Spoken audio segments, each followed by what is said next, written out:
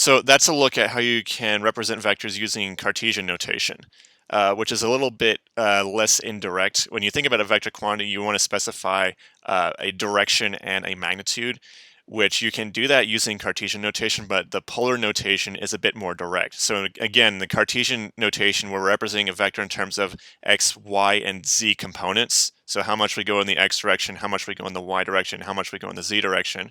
The polar representation is just outright stating what the magnitude is and what the direction is.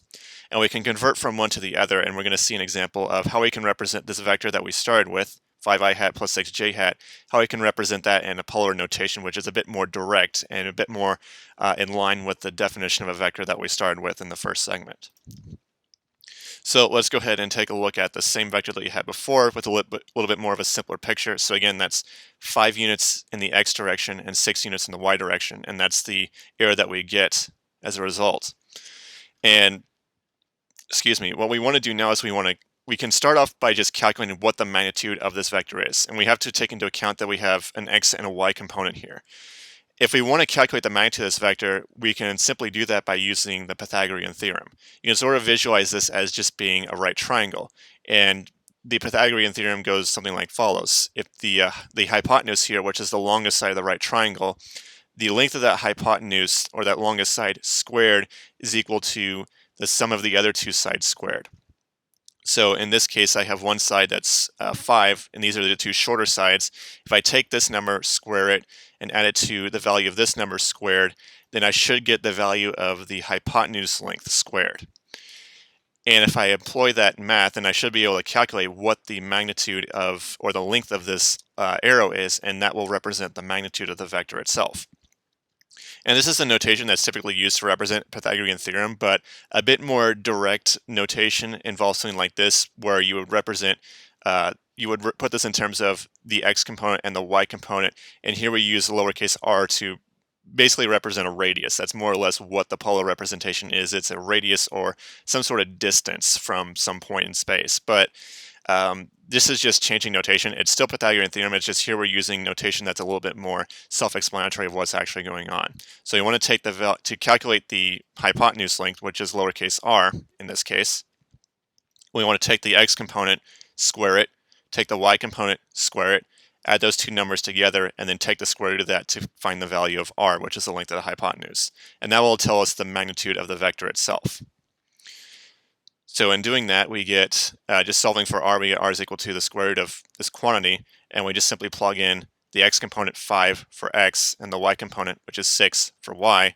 So we plug that into the equation, and evaluating that, we get a value of 7.81. So the magnitude of this vector is 7.81 units, whatever those units might be.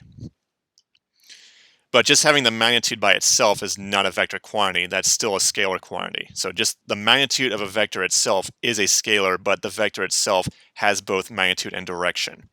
So now we have to resolve what direction this vector is pointed in. And in order to do that, we have to use some trigonometry.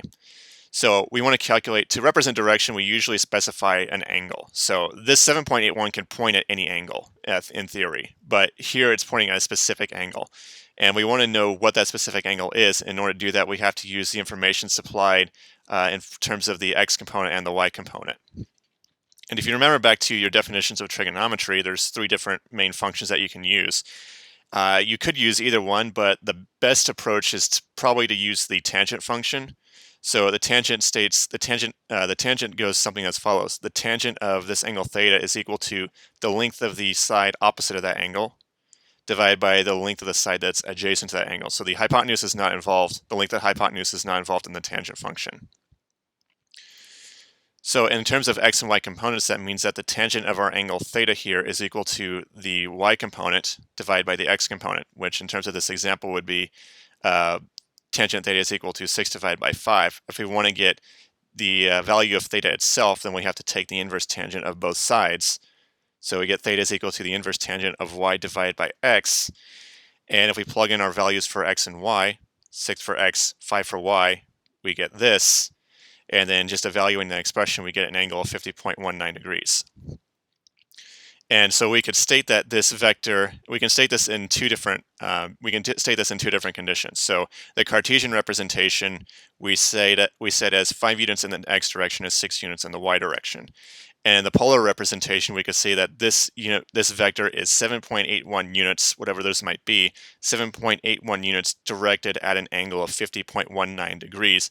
And the convention that we use is from the positive x-axis. So the positive x-axis would be a direction of 0, the positive y-axis would be a direction of 90 degrees, the negative x direction would be 180 degrees, and the negative y direction would be an angle of 270 degrees.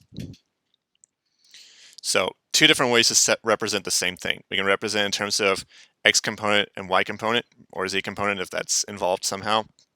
We can also represent in terms of both the magnitude and the direction that it's pointing in. And again, this approach is a bit more direct. That's more in line with the definition of a vector quantity that we started with.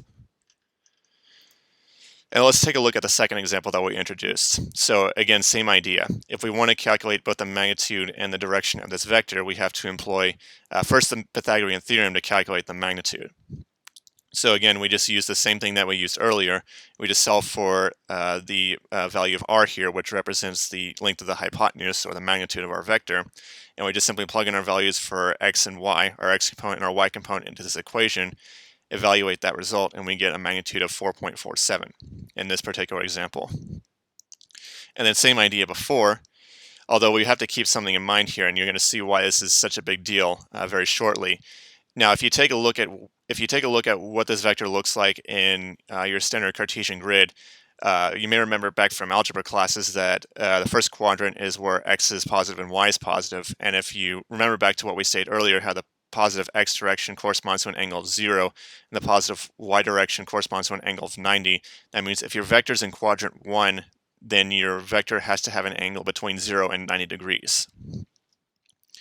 And again, if you have, the positive y-axis here is an angle of 90 degrees, and the negative x-axis is an angle of 180 degrees. So if your vector is in the second quadrant, then that would represent, that vector would have to have an angle between 90 degrees and 180 degrees. And then quadrant 3, where both x and y are negative. So in quadrant 2, x is negative, but y is positive. In quadrant 3, both x and y are negative, which means if we go with the angles that we defined earlier, so in the negative x direction, that's 180 degrees. In the negative y direction, that's 270 degrees. If we have a vector that extends in the third quadrant, then we would have to have an angle between 180 and 270 degrees. Then finally, in the fourth quadrant, where x is negative and y is x is positive and y is negative in quadrant 4, and that would mean that our angle is between 270 and 360 degrees if the negative y-axis corresponds to an angle of 270 and the positive x-axis corresponds to an angle of 0. And one of the properties of angles is you can get the same angle by adding or subtracting multiples of 360 degrees. So by that logic, 0 degrees is the same as 360 degrees, which is the same as 720 degrees, which is the same as 1080 degrees, and then so on and so forth. So that's something to keep in mind when we go to determine the angle. So again, we determine the angle just like we did before. Tangent of the angle is equal to the y component divided by the x component, which means the angle itself is equal to the inverse tangent of the y component divided by the x component, which means this is equal to the value of 2 divided by negative 4, which if we plug that into a calculator, we get an angle of 333 degrees, which tells us that this extends in the fourth quadrant. But if we take a look at this picture here, we can see that our vector, in fact, is in the second quadrant. And this is one of the issues that comes up with the inverse tangent function. If one of your components is negative, then there's a chance that the angle you get back is in the wrong quadrant. So you have to do what's often referred to as a quadrant check. Anytime you have a negative x component or a negative y component, or both are negative, you must go back and check to make sure that the angle you got back does in fact put your vector in the correct quadrant.